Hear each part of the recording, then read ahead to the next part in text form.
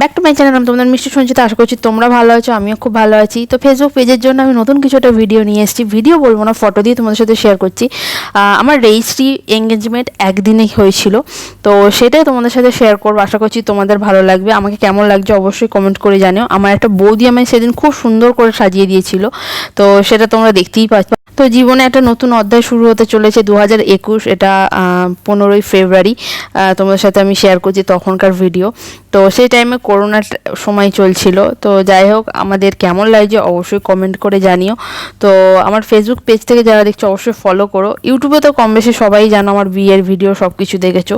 হয়তো আমার রেজিস্ট্রি বা এঙ্গেজমেন্ট এটা কোনো দিনই দেখানো হয়নি বা দেওয়া হয়নি, তো সেটাই তোমাদের আজকে আমি শেয়ার করছি।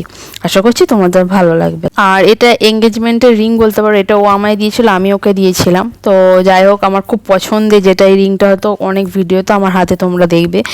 খুব প্রিয় একটা জিনিস আর খুব পছন্দের আমার, ওকে আমি একটা দিয়েছিলাম। তো আমার বাড়ি থেকেও একটা আলাদা দেওয়া হয়েছিল, কিন্তু আমি ব্যক্তিগতভাবে একটা নিজের খুব পছন্দের মানুষের জন্য নিজে এটা কিনেছিলাম। আশা করছি তোমাদের ভালো লাগবে। এখানে দেখতে পাচ্ছ সিরিয়াস একটা ব্যাপার চলছে। তো আমাদের রেজিস্ট্রিটা হওয়ার কথা ছিল অনেক আগে, কাগজপত্র জমা দেওয়ার পর আবার রিপিটে আমাদের জমা দিতে হয়েছিল করোনার কারণে। যে রেজিস্ট্রি যার সাথে হবে সেই যখন আসতে পারছিল না, তো তার কারণে এপ্রিল বা এরম টাইমে রেজিস্ট্রি হওয়ার কথা ছিল। যাই হোক, সেটা পিছিয়ে গিয়ে ফেব্রুয়ারিতে চলে যায়। কিচ্ছু করার ছিল না সেই মুহূর্তে। তখন করোনা টাইম, আমরা জানি কি পরিস্থিতি চলছে, কি ভয়ানক পরিস্থিতি ছিল সেই সময়। সেই কারণে আমাদের রেজিস্ট্রিটা বলে কপালে যেটা আছে সেটাই হবে। তো আমার ওখানে শ্বশুরমশাই বসে আছে, আমি একটুখানি সেটা মার্ক করে দেখিয়ে দিচ্ছি তোমার। শ্বশুরমশাই পাশাপাশি বসে আছে একটুখানি দূরে, আর এখানে আমার মামা শ্বশুর আছেন, উনি সাক্ষী দিয়েছিলেন, মানে আমার বরের বাড়ির তরফ থেকে।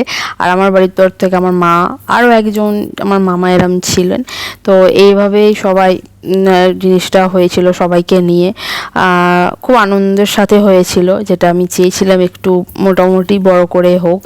অনেক অফিসে গিয়ে এগুলো, এখানে আমার মা দেখতে পাচ্ছ শৈশাবত করছে। যাই হোক, যেটা বলছিলাম, অনেক অফিসে গিয়ে সই টই করা, অফিসে আমি এটা করিনি, আমি নিজে ব্যক্তিগতভাবে একটু রিকোয়েস্ট করেছিলাম যে বাড়িতে সেটা হলে, কারণ সবাই যেতে পারবে না, বিশেষত আমার বাবা তো সেই সময় অসুস্থ ছিল, অনেক কারণ সেসব থাক। যাই হোক, সেই কারণে এটা আমি বাড়িতেই অ্যারেঞ্জ করেছিলাম। দুজনের ইচ্ছে ছিল একটুখানি বড়সড় করে, সব মানে নিজেদের খুব কাছের বন্ধু বান্ধবদের নিয়ে ডেকেই আমার এই ভালো মুহূর্তটা সেলিব্রেট করা, তো সেটাই হয়েছিল। তো যাই হোক, এখানে দেখতে পাচ্ছ ও সই করছে। তো খুব ভালো একটা মুহূর্ত, মনে পড়ে যাচ্ছে সব কিছুই আবারও। তো একটা টেনশন কাজ করছে, আবার ভেতর একটা আনন্দও কাজ করছে। তো এটা একমাত্র তারাই বুঝবে।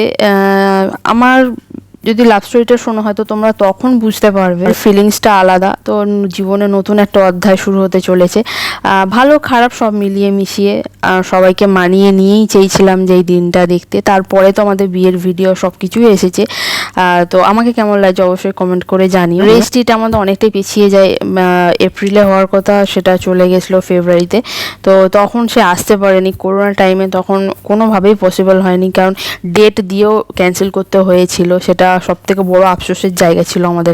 একবার জমা পাওয়ার পর আবার রিপিটে সব কিছু একটু প্রবলেম হয়, যেটা আমি একাই করেছিলাম, তো সেহেতু একটু প্রবলেম হচ্ছিল। যাই হোক, সব কিছুই ঠিকঠাকভাবে হয়ে যায়। তো এখানে যিনি আমাদের রেজিস্ট্রি অফিসার মানে ছিলেন, তিনি আমাদের একটা ছবি যেহেতু চেয়েছিলেন, তো সেই ছবি তোলা হচ্ছে। তো মাস্ক থেকে বুঝতেই পারছো তখন করোনা সিচুয়েশন চলছিল, তো সেই সময় ফটোটা তোলা হয়েছিল।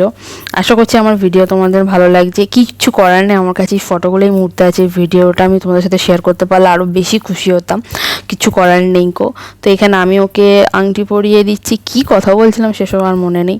ও আমাকে অনেকগুলো গিফটস দিয়েছিল, যে যাই হোক খুব পছন্দের, সেগুলো আমি শো অফ জিনিসটা খুব একটা পছন্দ করি না কো। হ্যাঁ, দিয়েছিল, ভালোবেসে যেটুকুনি দেবে সেটুকুনি। সবাই খুব মজা এইসবের মধ্যে দিয়েই চলছিল। সবাই বলেছিল এরমভাবে প্রপোজ করতে হবে, যেহেতু আমাকেও প্রপোজ করেনি। আমাদের স্টোরিটা হয়তো শুনলে তোমরা পরে বুঝতে পারবে। তো এখানে মোটামুটি সবাই বসে আছে, কথা বলছে, সেই সব ছবি। তো সারাদিন দুজনকার কিছু খাওয়া হয়নি বললেই চলে, টেনশনে উপোস টুপোসের ব্যাপার ছিল না, হয়ইনি। তো একটুখানি দুজনকে মিষ্টি খাওয়ানো, বৌদিরা সব ছিল, সবাই মিলে অনেক কি কিছু কথা হচ্ছিল এই ভাইদের ছাড়া, যেটা আমার কখনোই পসিবল না। আমার একটা পুজো বলো বা একটা অনুষ্ঠান বলো, এখানে আমি নাম কারণ নেবো না, সবাইকে দেখতে। যখন আমি ইন্ডিয়া ফিরবো তো তোমাদের সাথে সবাইকে ভিডিওতে শেয়ার করব। তো আমার ভাইকে সামনে দেখতে পাচ্ছ, এই ভাইদের ছাড়া আমার কখনই সম্ভব না। অপুরন্ত কষ্ট করেছিল ওরাও, এত কষ্ট করেছে, এত কাজ করেছিল। দিদির মানে রেজিস্ট্রি ম্যারেজ বলে কথা, এঙ্গেজমেন্ট বলে কথা, তো এখানে মালা বদল অনেক কিছু হয়েছিল, সেই সব ভিডিওগুলো এত সুন্দর ছিল না।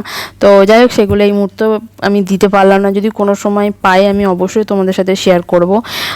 যাই হোক, অনেকটা রিল্যাক্স, কারণ একটা টেনশনও কাজ করছিলো। যতক্ষণ একটা কোনো কাজ কমপ্লিট হয় ততক্ষণ একটা টেনশন কাজ করে। তো এরপরে যে সিরিজগুলো আসবে বলতে গেলে আমার আইবুড়ো ভাত, প্রি ওয়েডিং, তারপর ধরো আরও অনেক কিছু, বিয়ের সব কিছু রিলেটেড ভিডিও আমি তোমাদের সবটা শেয়ার করব।